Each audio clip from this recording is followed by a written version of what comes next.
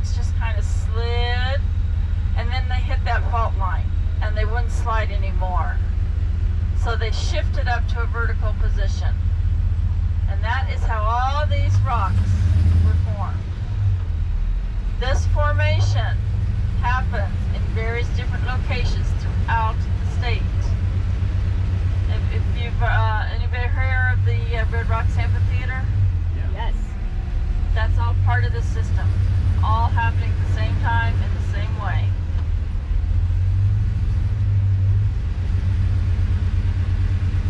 So normally I don't talk about how this became a park this early, but I'm going to because we're sitting in traffic. So how all this became a park, the city of Colorado Springs. It is not a state park or a national park. It is a city park. This was all part of the Louisiana Purchase. And so when the government obtained it through that Louisiana Purchase, they turned around and they sold parcels. They sold 48 acres to a gentleman named Charles Perkins. He bought it sight unseen. He had absolutely no idea what he was buying. He just wanted some land to build a house on. So he comes out here to build his house and sees what he had and was just amazed by the beauty of what he had. And he declared that it was wrong to keep that to himself. This beauty needed to be shared with the world, not kept by one man. So we have rattlesnakes throughout the garden. Now I saw the bighorn sheep right in this valley right here on Dakota Ridge. So keep your eyes out for it. I'm not seeing it now. But anyways, we have rattlesnakes in the garden. Stay on the paths. Do not go into the grass.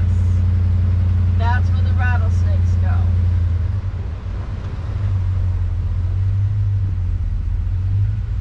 Yeah, I'm not seeing the bighorn now. There was only one, and it might have been a scouter. Checking out, making sure it's... Oh, there. No, that's a sign.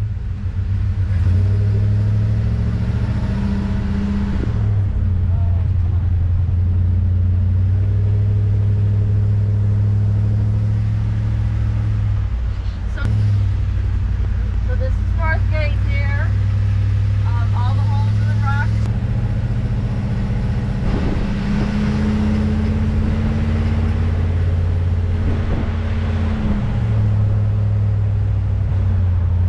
On the right here somewhere, nobody knows the exact location, we just know it was up here somewhere. They found the fossil remains of Theo, the loneliest dinosaur on Earth. He's called the loneliest dinosaur because his fossil remains are the only fossil remains they've ever found anywhere on Earth of that species of dinosaur. Back on your own and take pictures of it. We don't stop here because it always turns into chaos in a matter of moments. Right there is the Three Graces. That cluster of rocks right in there in that valley. If you'll notice, there's two smaller rocks just on this side of the Three Graces. They look like praying hands that welcome the Native Americans into their ceremonial rocks.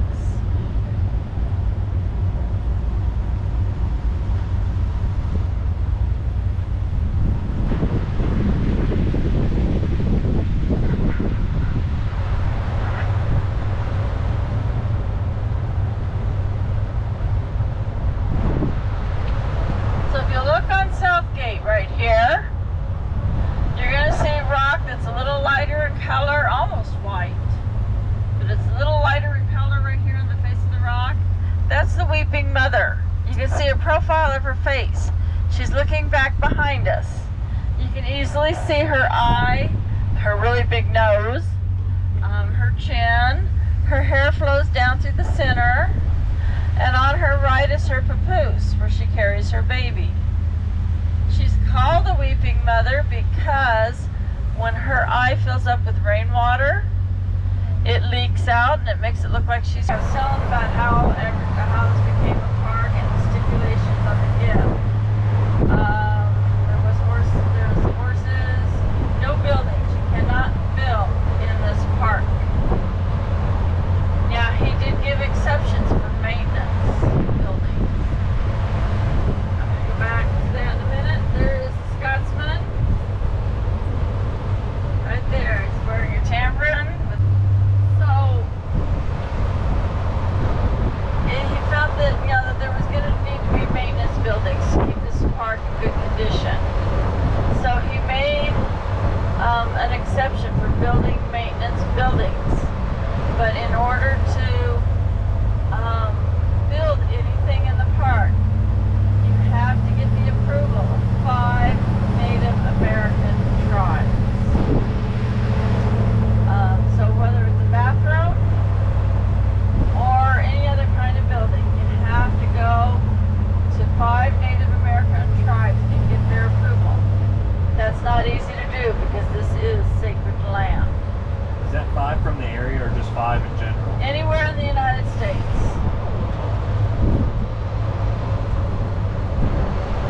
But this is sacred land to all Indians. It was not exclusive. The 5th stipulation was no fees. Mr. Perkins did not want people to miss out on the opportunity to see this beauty because people could not afford to pay a fee. So you can never charge anybody to come into the park. You can charge for activities in the park, but not to come into the park. So that left the city with a dilemma. They had no revenue to support the park. And it was showing. As hard as they tried, they just couldn't keep up with the needs of this park. The roads were in terrible condition. There were no groomed hiking trails. It was a mess. And then along comes Lida Hill. Now Lida Hill decides to build a visitor center to use her own money. She built it on her own private property, and she was reaping all the benefits for themselves. But she was noticing that the park was deteriorating. It was in terrible condition. So she offered them $1 million to do some maintenance in this park, which was wonderful, except for they said it would only going to last about 6 months. They were so far behind on maintenance that money was going to be gone in 6 months. And she says, no, that won't do. I want to fix the problem. I don't want to put a Band-Aid on it. So I'll tell you what she did here in a minute. Right now I need to point out Balanced Rock on your right. Steamboat Rock is on your left. As we go past Balanced Rock, I want you to notice the concrete at the base of Balanced Rock. And that concrete was not put there to keep that rock from falling over. That concrete was put there to protect the rock from vandals who were trying to make the rock fall over. Not very smart, was it? You'll notice the opening right there is really narrow. This vehicle does not fit through there. So we have to go around. We're going to go back in the park in here in just a minute. You're not going to miss anything from the point that we leave to the point that we get back in, except for maybe some trees and a lot of people. So, Lida Hill wanted to fix the problem. So, instead of giving the $1 million, she took back. There's your opportunity.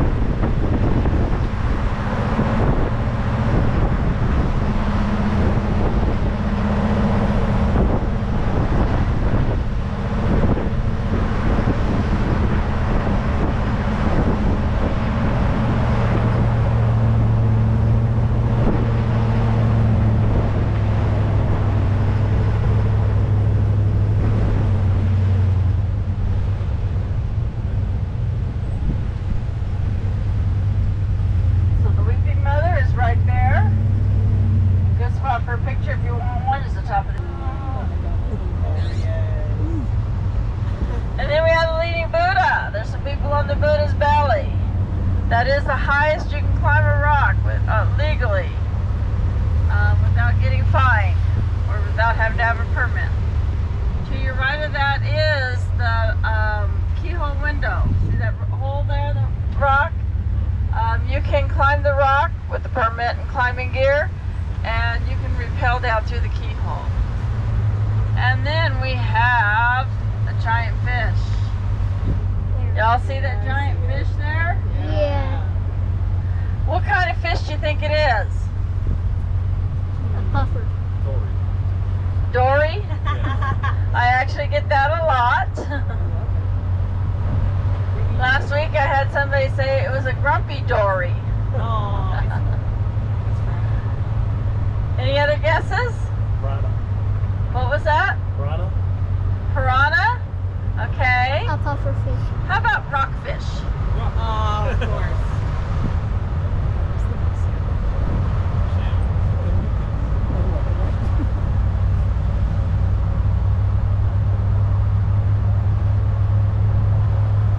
So this area here is off limits to people. You cannot walk in through this area here. They wanted there to be a part of the garden where people will not go so that the animals can get away from people. It is the second most visited attraction in the country.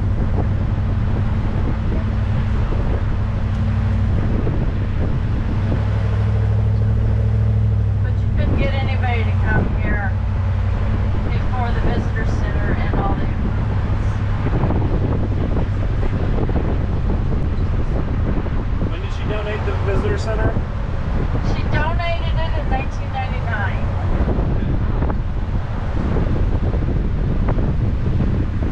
So if you notice the line going up the mountain there, go straight up that mountain, that is the Manitou Incline. It is a hiking trail. 2,477 steps. It is a 2,000-foot incline in altitude in less than a mile.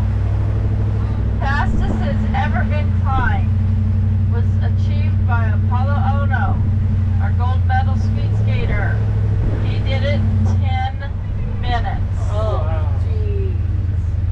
Every year on September 11th, our firefighters will all climb that in full gear Oh, wow. to honor the firefighters that lost their lives at the World Trade Center. Wow. That has become such a big event that we now have firefighters that come in from all over the country to participate in that climb. That mountain over there with all the antennas, Yeah. that is Cheyenne Mountain. Okay. Anybody know anything about Cheyenne Mountain? I think that's where the zoo is. It's got the third best zoo in the country, but it's also got a military base inside of the mountain. Oh, Nora. That's right. NORAD, yes. That mountain has been hollowed out and there's a military base inside the mountain. NORAD is part of it. NORAD tracks all activity in the air, except for apparently spy balloons. Nah. They failed on that one. So what else do you think they track on Christmas Eve? Little ones? Christmas Eve. And that happened by accident. What happened was back in the early 60s, Montgomery Ward's put an ad in the paper. And they said, if you call our store on Christmas Eve, we'll tell you where Santa Claus is. Well, the Gazette-Telegraph goofed and they put the wrong phone number. Not only did they put the phone number up there for NORAD, but it was the red phone. You know, the phone that only the president's supposed to use. So you can imagine what was going through that general's mind when that phone started ringing and he thought the president was there. He answers the phone, thinking he's talking to the president, and it's a little girl named Wendy. And Wendy wants to know where Santa Claus is. Well, he was